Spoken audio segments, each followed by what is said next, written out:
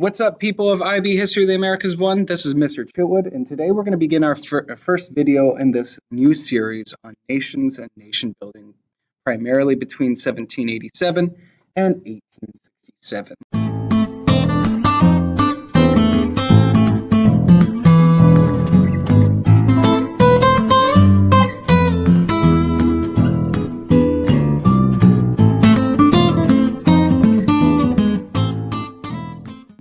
We're going to be talking about the emergence of new nations, and this section is going to focus primarily on the challenges and problems that came with independence.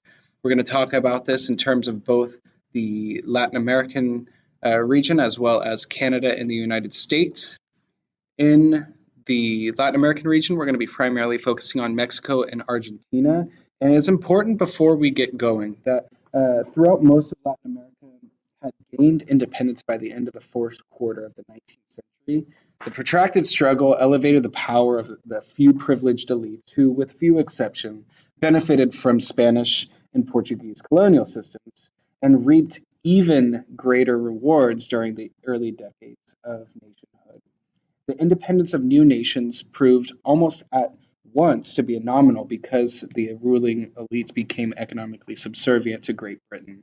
The impetus to build a nation-state came from above, and in the apt judgments of Cuban independence leader Jose Marti, the elites created theoretical republics. They tended to confuse their own well-being and desires with those of the nation at large, an erroneous identification as they represented less than 5% of the population in total.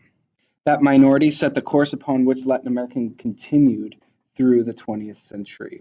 The very idea of a nation-state was problematic. These countries were new creations, and each included many ethnic and racial divisions. Simón Bolívar suggested political definitions of nationalism rather than European models that drew on a supposed shared ancestry, history, and culture. But national leaders also searched for cultural ways to forge national identities and unite the fragile new patrias. So, what we're going to be talking about in terms of our essential question is, how did the process of nation building in the Americas symbolize the positive and the negative consequences of preceding colonization and concurrent independence movements? We're going to focus on Latin America, primarily with Mexico and Argentina. We'll eventually get to the United States and Canada as a comparative approach. But first, we're going to begin with, how does the establishment of evolution of governments in the newly formed independent Latin American countries contribute to the development of the Great Divide? That is a focus question I would like you guys to think about. But initial questions for these people in this region was to think about what these nations were going to look like now, having gone through this revolutionary period. And a lot of the questions revolved around whether or not a monarchy or a republic would be established, like we saw with the United States. They kind of had similar problems. They had similar questions in terms of who would govern and how they would do so, were these fundamental questions that were facing these newly independent Latin American countries. There were questions previously unasked for centuries. Ultimate authority was concentrated in the Iberian kings, who ruled in accordance with the ancient body of laws and customs, and for nearly 3 centuries, the inhabitants of the colonies had accepted their rule, and the monarchies provided their own hereditary continuity. But these declarations of independence created a novel political vacuum where we would see this challenged. So after the revolutionary period in the Americas, these nations challenged and the status quo in terms of how the political structure was set up, and ultimately 3 forms of government would emerge: democratic republicanism, a constitutional monarchy, and a dictatorship. Federalism also set in with various governments, that is the division of powers between states and provinces, as we saw in the United States, and throughout this revolutionary period and its aftermath. So it's important to keep in mind. To understand where we are talking about in terms of comparison to the United States, really we're going to be talking about British North America in comparison to Latin South America and Caribbean independence. But really We saw that throughout, after the independence movements in Latin America, stability remained elusive. Independence created 23 new nations, and we saw a high turnover of constitutions in this region, whereas in the American countries, we see a more of a stable government in which you see the Articles of Confederation take over and govern the United States, eventually to be replaced by the Constitution. But in general, that has remained pretty consistent over the last 200 or so years, kind of creating more of a continuity in the northern hemisphere than juxtaposed to the southern. And what about Canada? Canada basically would be evolutionary, not necessarily revolutionary. So, as you guys know, U.S. was invaded in both the Revolutionary War and in 1812. We see that Canada gets divided into Upper Canada and Lower Canada, and it becomes independent of Great Britain in 1867. That's not all that you need to know. We'll come back to it later, but we will be discussing Canada at length. In the Americas, we will see that two ideological groups, both liberals and conservatives, start to break out. Liberals championed revolutionary ideas and really embodied the ideas of the revolution and tried to keep that carried over into the new constitutions, whereas conservatism fought to defend the colonial legacy and tried to uphold that in these new state constitutions. Although most of Spanish America opted for republics rather than monarchies, the question of who should rule was still a thorny one. The immediate answer in many countries was to turn the reins of power and authority over to the independence heroes, but their popularity quickly faded when they proved to be poor statesmen. Latin Americans found it more difficult to select their successors, and efforts to fill in presidential chairs unleashed bitter power struggles, which were conducive to despotism among various factions of the elite. So, the debate is going to form in many of these countries between both liberalism and conservatism, kind of as we also saw in the United States, and who's going to have say and what kind of ideology is going to become most prevalent. So, moving forward, liberals, to give you a little bit more of a specific understanding, liberals and revolutionaries sought to strip the church of its immense power and supplant the state and individual with the power of the church.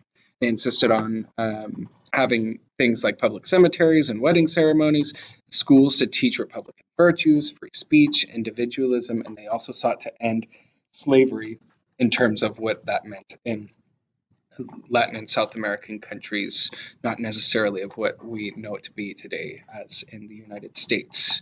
Not to say that it didn't exist, but in most regions it did look a little bit different. However, conservatives basically were church leaders and members of the citizenry devout to upholding colonial legacy and thought that these reformers were deranged and unstable and these battle lines drawn between good and evil. They insisted on maintaining the social status quo and limiting the separation of papal power, the church's influence in public life.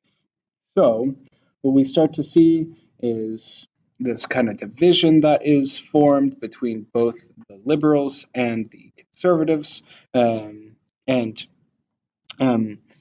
what we will start to see is much of this kind of tension heat up as we saw in the United States.